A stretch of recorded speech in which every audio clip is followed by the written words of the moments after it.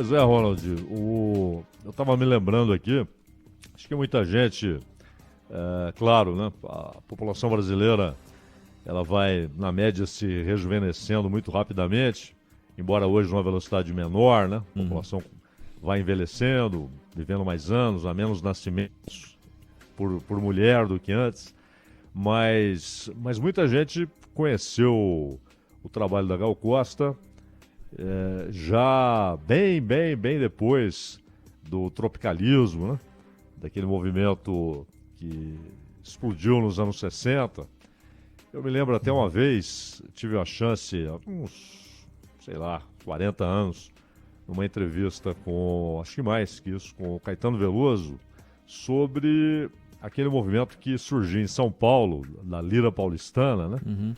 E alguns expoentes ali, o Arrigo Barnabé, Itamar Assunção, né, que era brilhante. E perguntei para ele se, de certa maneira, aquilo tinha alguma semelhança, né, com o momento que eles surgiram quase 20 anos antes. E naquela conversa ficou bem claro o seguinte: as coisas têm... Alguns movimentos só são possíveis em certas épocas, né? Dificilmente você vai ter um movimento semelhante aparecendo quando o momento cultural é outro, o momento político, econômico, social já é diferente, o ambiente é outro. E aquilo foi interessante para perceber a revolução, né, que esses caras fizeram, partindo lá de uma influência extraordinária do João Gilberto, né, que influenciou todos eles, modificando o modo de tocar, de cantar. E eu me lembro também das pedradas que eles levavam, porque usavam guitarra e geralmente abordavam temas, às vezes psicodélicos, às vezes do dia a dia, do cotidiano. E quando era uma coisa política, era muito metafórica, né? Não havia ali o carimbo de música de protesto, como se dizia na época, né? E eles foram atacados por isso, porque usavam instrumentos estrangeiros, como se o violão e a sanfona também não fossem estrangeiros. Mas eu até falei, pô, eu preciso ouvir muito o que o Ronald tem para dizer, porque eu sei que você conversou, eu nunca conversei com ela, você conversou, você entrevistou, e você conhece muito mais do assunto do que eu, mas acho que cada um tem uma lembrança específica do que ela representou, né? Pô, Zaidan, que isso? Eu acho que você só nessa introdução você já falou de coisas importantíssimas que permeiam a carreira da Gal, né? O movimento tropicalista importantíssimo, né? De 67 a 69, essa coisa da introdução das guitarras se deu no festival porque o Caetano resolveu chamar os Mutantes, que também faziam parte desse movimento, né? Um movimento que não era musical, era meio comportamental, tinha teatro, tinha gente de televisão, tinha reunia de Caetano Veloso a maestro Júlio Medalha, José Celso Martínez Correia, tinha... Duprá, né? Duprá. Aliás, tive o prazer de trabalhar no mesmo ambiente que o filho do Duprá, o Roriá Duprá, o Torquato Neto, o Tom Zé, que falou agora há pouco com o Joel e com a Ana. Era tanta gente boa. E quando eu tive a oportunidade de conversar com Gal, lá no fim dos anos 90, né, quando ela lançava o disco que eu citei aqui, o Acústico MTV, de 97, que era uma junção de grandes sucessos da carreira da Gal, não se tornou o disco mais importante, mas era um momento importante em que um canal de televisão que era relevante, que era apenas musical, e depois se tornou de conteúdo e não musical apenas, abria espaço não para o que era moda naquele momento, mas para valorizar. Tanto é que o primeiro acústico da MTV foi com o João Bosco. Imagina, né? Você tinha tantas referências novas da música brasileira, foram buscar o João Bosco e o Moraes Moreira, os dois primeiros que gravaram.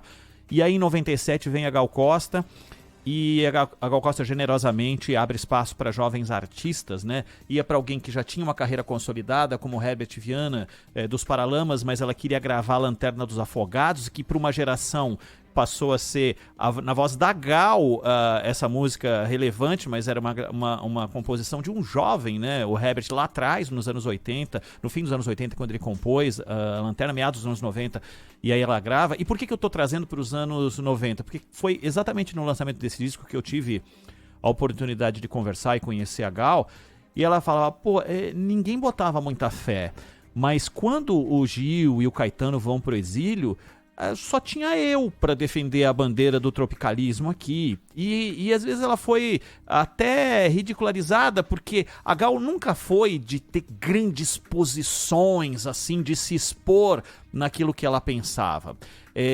Mas aí a gente tem que levar isso um pouco mais para trás, com um dos mais revolucionários espetáculos que a música brasileira já teve, que é de 1971, né? A gravação de um disco ao vivo duplo da Gal com a produção do Ali Salomão, né?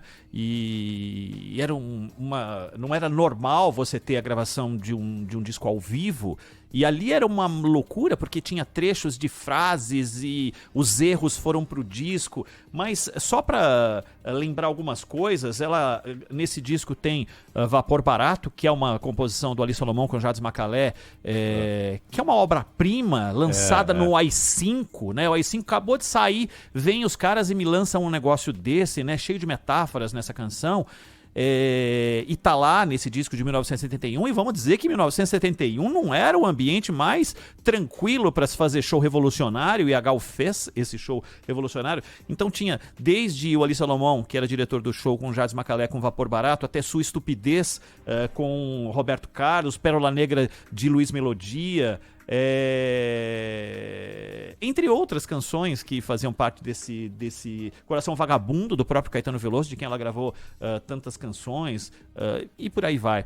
E aí eu quero faço essa comparação da Gal, que as pessoas não botavam tanta fé que ela era a defensora ou a detentora da bandeira da Tropicália no momento em que os caras tiveram que ir embora para não ir em cana aqui, ou algo pior.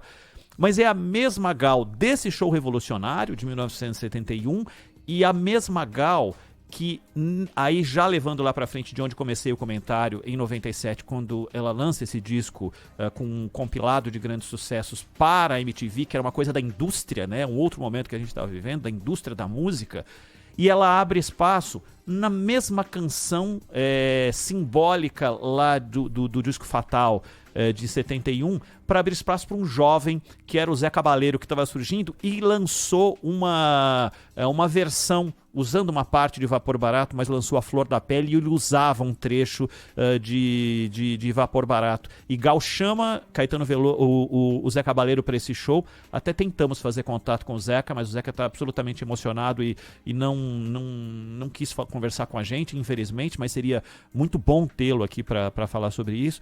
E ela abre espaço para um jovem que estava surgindo exatamente naquele momento, um fruto novo da indústria, trazendo uma música lá do passado tão simbólica que foi Vapor Barato para um momento que o Brasil viveu. Essa era a Gal. Eu acho que essa é a referência mais importante da Gal do ponto de vista do posicionamento, apesar de muita gente ter achado que ela nunca se posicionou de maneira firme, mas ela se posicionava em situações como essa que eu descrevi aqui, além, e aí quem sou eu para citar o que Gal foi capaz de nos oferecer como potencial vocal, como intérprete, como artista clássica da MPB. Pois é, e até o Marcelo Mendes mandou a capa do disco aqui, né? Que tá o Fatal, Gal a todo vapor, né? Isso.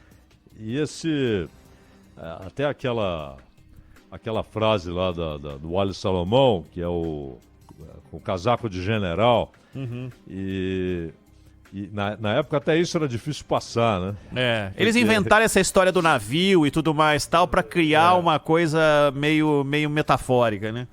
Exato. Então, eu tava pensando aqui, porque um movimento muito anterior, né, que foi o modernismo, você tinha ali o Oswald de Andrade, o Mário de Andrade, né, Pagu e Tarsila, depois aqueles que aderiram como Drummond e tal. E o Oswald de Andrade falava da antropofagia, né? Isso, exato. Que era a capacidade brasileira, ele até tinha aquele negócio de to be or not to be, né? Isso. Que era a capacidade de liquidificar N influências do mundo inteiro e tal. Aí. Esse é um trechinho aqui da gravação, essa que eu citei aqui de Vapor Barato. Exato. que eu não acredito mais em você. Com minhas calças vermelhas, meu casaco de general. É o casaco de general, é isso. Cheio de anéis. Sensacional. Isso é interessante isso, porque nesse disco você já vê, né, essa mistura que o Clube da Esquina também fez, né? Você tinha influência desde música folclórica brasileira no Clube da Esquina até Beatles, né? E música erudita, né? Com Wagner Tios e tudo mais. E a Tropicália também. Aliás, o Duprá levou muito dos arranjos do George Martin pro tropicalismo, né? Foi uma contribuição Duprá, importantíssima. Era genial o Duprá, né? Sem dúvida. Revolucionário e muito oportuno. A felicidade é de quem foi contemporâneo, né, de Duprá, para ter acompanhado a inventividade desse cara. Oh, minha honey baby. Se você hoje quiser ter alguma referência histórica de Gal, quiser buscar conteúdos, não vai faltar, né? Tá todo mundo falando, as redes estão lotadas de conteúdos ligados a Gal Costa, mas eu acho que esse disco, se você quiser buscar um conteúdo diferente, vá atrás de Fatal, esse disco de 1971. Você vai achar nas redes aí, né? Estão aí disponibilizados para você.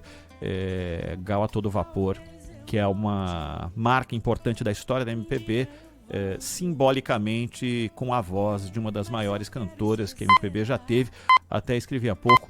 Quem está órfão hoje, Zaidan, são as notas altas, viu? As notas altas ficam órfãos da voz da Gal Costa. A minha pequena, a minha grande obsessão. Ao longo do programa a gente permeia Oh, minha um pouquinho de trechos da obra de Gal Costa, algumas coisas que eu separei aqui para vocês, a gente vai batendo papo sobre. baby.